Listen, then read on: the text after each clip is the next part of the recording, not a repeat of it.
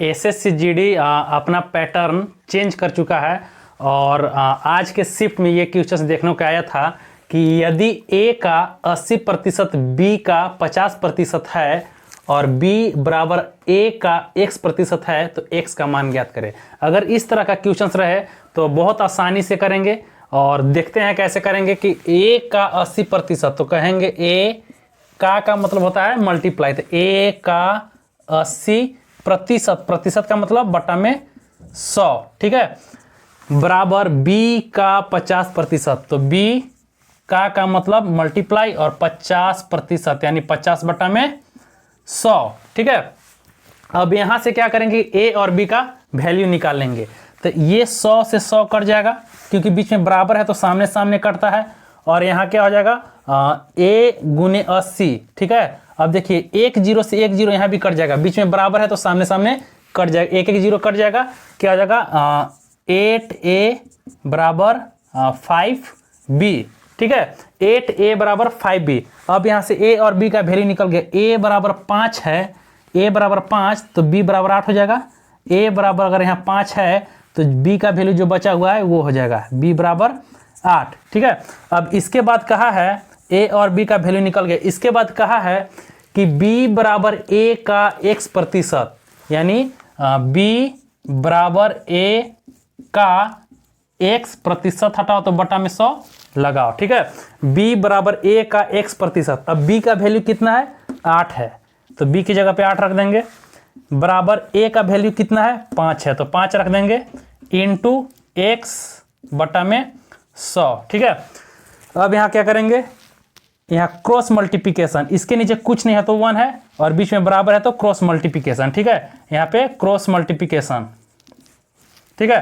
Cross multiplication करेंगे तो 8 गुने 100 800 इक्वल टू 5 गुने x 5x, और हमें क्या करना है कि x का वैल्यू ज्ञात करना है, x का मान ज्ञात करना है, तो x का मान यहाँ से निकल जाएगा। अब काटेंगे 5 से काटेंगे तो 16 बार में 16 25 80 और 1 0 160, यानी x का वैल्यू कितना हो गया 160। इसी तरह के क्वेश्चंस पूछे जा रहे हैं और धीरे धीरे एसएससी-जीडी अपना पैटर्न चेंज करते जा रहा है, तो बार बार रिवीजन करें, आसानी से क्वेश्चन सोल्व हो जाएंगे। उसके बाद ये क्वेश्चंस दो संख्या किसी तीसरी संख्या से 30% तथा 70% कम है तो पहली संख्या दूसरी संख्या का कितना प्रतिशत ज्यादा होगा, ठीक है। तो इस प्रकार का क्वेश्चंस करने के लिए एकदम आसान सा तरीका बताने जा रहे हैं और ये बिल्कुल आपका टाइम बचाएगा।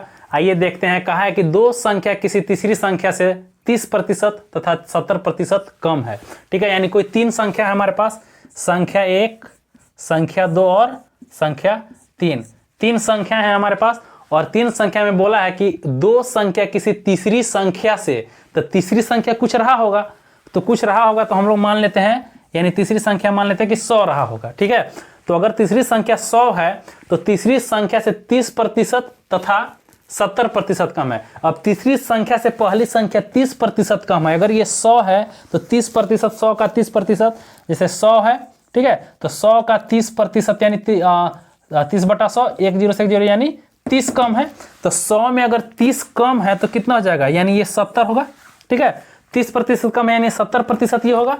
अब कहा है कि तथा 70% कम है, अब जो दूसरी संख्या है तीसरी संख्या से 70% कम है, तो 70% किसका, 100 का ही 70%, तो 100 का 70 बटा में 100 यानी 100 से कट गया यानी 70 कम है, तो ये 100 है और 70 कम है तो कितना हो जाएगा 30, ठीक है। अब तीनों संख्याएं हमारे पास निकल के आ गई। अब क्वेश्चन कहा है कि तो पहली संख्या दूसरी संख्या का कितना प्रतिशत ज्यादा है, कहा कि पहली संख्या दूसरी संख्या का कितना प्रतिशत ज्यादा है।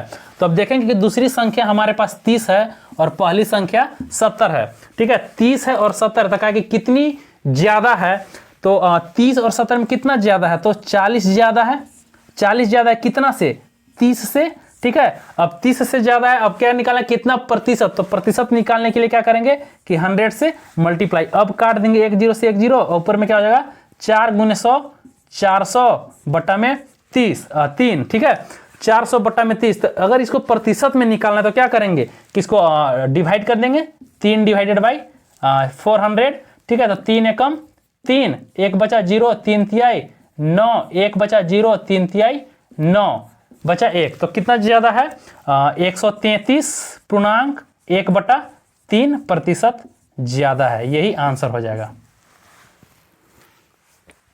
इसी प्रकार का एक और क्वेश्चन बिल्कुल पिछले के जैसा ही है, और इस क्वेश्चन के बाद आराम से आप समझ जाएंगे कि क्वेश्चन को क्या करना है।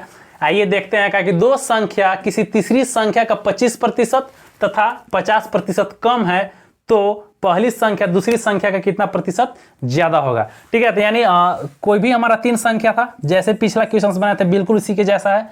3 संख्या दिया हुआ है। ठीक है, तो 3 संख्या में कहा कि कोई दो संख्या तीसरी संख्या से 25% तथा 50% कम है। किससे? तीसरी संख्या से। ठीक है, तो तीसरी संख्या हमारा कितना 100 मान लेते हैं, 200 भी मान सकते हैं, 400 भी मान सकते हैं, 500 भी मान सकते हैं। 100 इसलिए मानते हैं क्योंकि 100 से हमारा आसानी हो जाता है क्वेश्चन सॉल्यूशन करने के लिए, परसेंटेज निकालने के लिए। तो कहा है कि तीसरी संख्या का 25% कम है, यानी पहला संख्या जो है 25% कम है, तो 100 का 25% 25 होता है। जैसे पिछला क्वेश्चन बनाया था कि 100 का 25% यानी 25/100, 100 से 100 कट जाएगा यानी 25, यानी 100 से 25 कम है पहला संख्या, तो 25 कम कितना हो जाएगा 75।